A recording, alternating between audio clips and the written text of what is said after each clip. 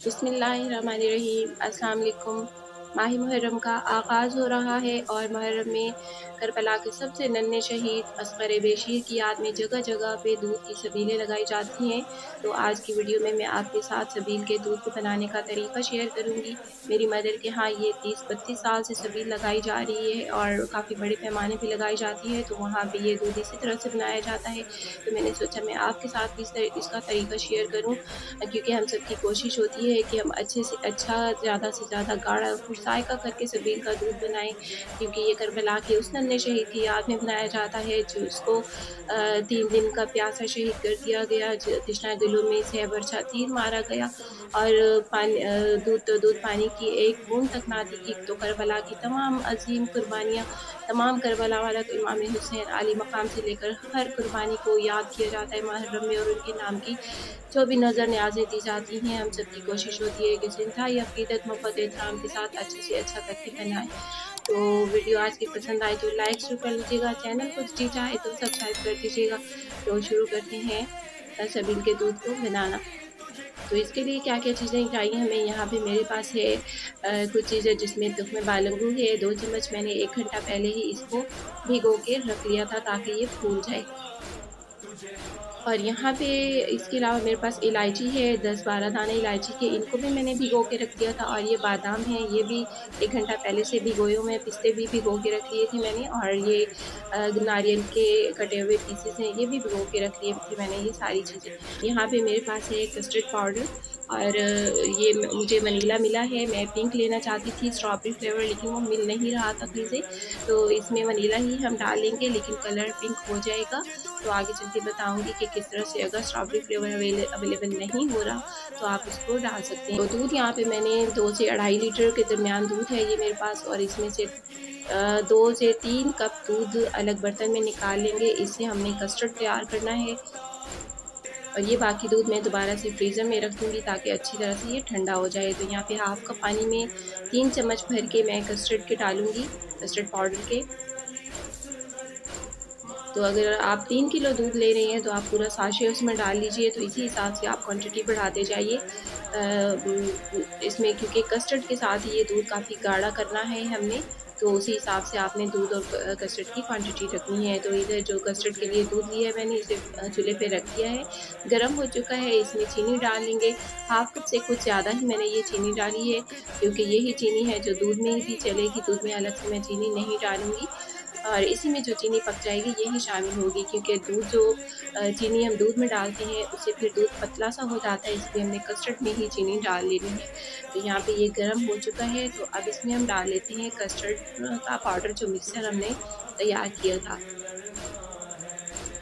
तो बस साथ-साथ हिलाते जाएँगे ताकि गुठलियाँ ना बनने पाएँ। गुठली बिल्कुल भी नहीं होनी चाहिए, क्योंकि हमने ये दूध में डालना है, फिर हमें बाद में ये छानना पड़ेगा अगर इसमें गुठली बन गई। तो बस इसे हिलाते रहेंगे और गाढ़ा होने देंगे, 2-4 मिनट इसको पकाएँगे। तब ये काफ़ी अच्छा यहाँ पे बिल्कुल बगैर किसी गुठली के बेहतरीन से ये कस्टर्ड रेडी हो गया है। तो इसे रख देंगे साइड पे ठंडा होने के लिए।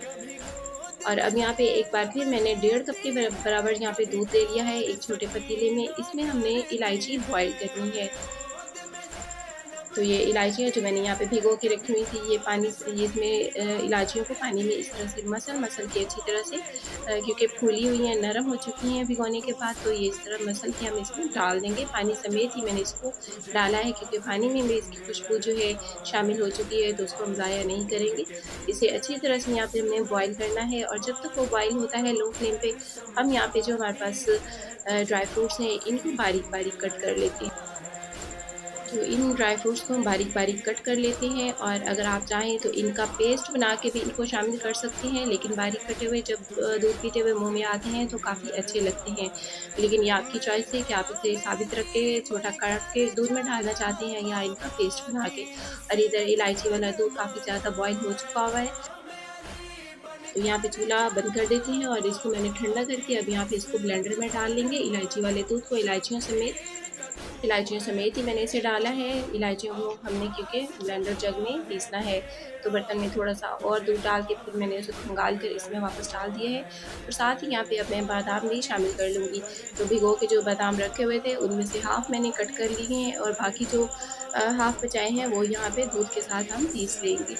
इससे टेस्ट बहुत अच्छा हो जाता है दूध का, बादाम वाला इसमें ज़ायका आ जाता है। थोड़ा-सा और दूध डाल के अब मैं इसे अच्छी तरह से ग्राइंड कर लूँगी।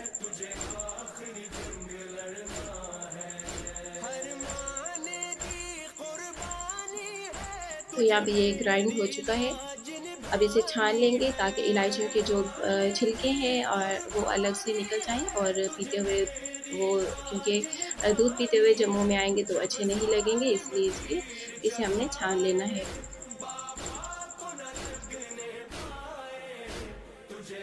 तो अब यहाँ पे फ्रिज से मैंने दूध निकाल लिया है, फ्रीज़र में मैंने इसको रखा हुआ था, इसमें इलायची वाला दूध शामिल कर लेते हैं और अब यहाँ पे कस्टर्ड जो हमने बनाया था वो भी इसमें शामिल कर लेंगे।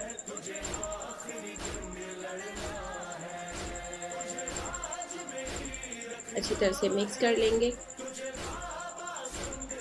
थोड़ा-सा दूध मैं कस्टर्ड वाले पैन में वापस डाल के उसे अच्छी तरह से ताकि उसे उसमें जो भी कस्टर्ड लगा हुआ है उसे साफ़ करके हम दूध में वापस डाल सकें। तो इस तरह मैंने इसमें डाल के इसे दोबारा से छान के दूध में शामिल कर लूँगी।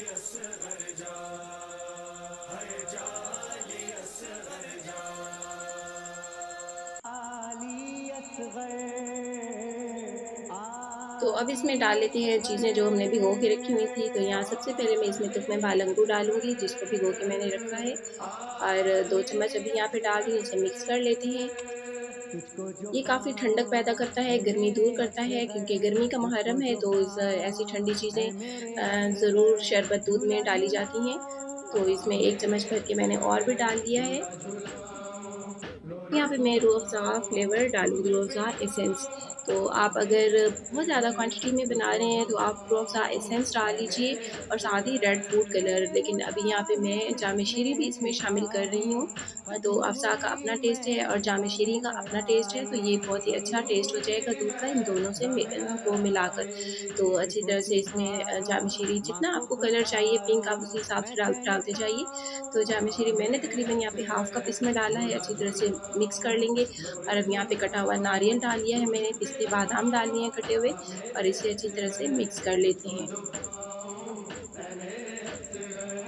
और यहाँ पे अब मैंने गुलाब की खुश्क पत्तियाँ भी ऊपर से शामिल कर दी हैं हाथों में मसल के। आप चाहें तो ताज़ा गुलाब की पत्तियाँ भी इसमें शामिल कर सकते हैं और गुलाब की पत्तियों को पीस के भी शामिल कर सकते हैं और आप इसमें चाहें तो केवड़ा एसेंस भी शामिल कर सकते हैं और इसके अलावा आप इसमें अर्किड गुलाब भी डाल सकते हैं। तो दूध यहाँ पर बिल्कुल तैयार हो चुका हुआ है। सबील का दूध यहाँ पर बिल्कुल रेडी है। माशाल्लाह से ये काफ़ी गाढ़ा बना है और ठंडा ठार जब इसे आप सबील में देंगे तो बहुत ही अच्छा लगेगा। तो अब यहाँ पे एक ग्लास जो कि पहले से मैंने तैयार करके रखे हुए हैं, ग्लासों में इसको निकाल लेते हैं। माशाल्लाह से ये काफ़ी ज़्यादा थिक बना है, कस्टर्ड की वज़ह से काफ़ी गाढ़ा बना है क्योंकि आजकल गाढ़ा दूध तो हमें ज़्यादा अवेलेबल कहीं पर भी नहीं होता। तो सबील के दूध को इसी तरह से कस्टर्ड डाल के हम गाढ़ा कर सकते हैं, काफ़ी थिक कर सकते हैं। तो सारा ये ग्लासों में भर लेते हैं इस तरह से। अब ये बिल्कुल रेडी है। तो अल्लाह हम सबको सबील की तौफ़ीक़ात दे कि हम सब ये लगाएँ। हम सब की ख़्वाहिश होती है कि हम अपना हिस्सा मिलाएँ मुहर्रम के इन दिनों में, नज़र न्याज़ में, सबील में। तो उम्मीद करती हूँ आज की ये वीडियो आपके लिए हेल्पफुल रही होगी, लाइक कीजिएगा। तो इंशाल्लाह मिलती है नेक्स्ट वीडियो में। इसके अलावा मेरी लंगर वाली दाल की रेसिपी भी मौजूद है चैनल पर, आप चाहें तो उसको भी विज़िट कर सकते हैं। दूध पिलाओ मेरे असगर तुझको जो पाऊं ऐ मेरे असगर जख्मी गला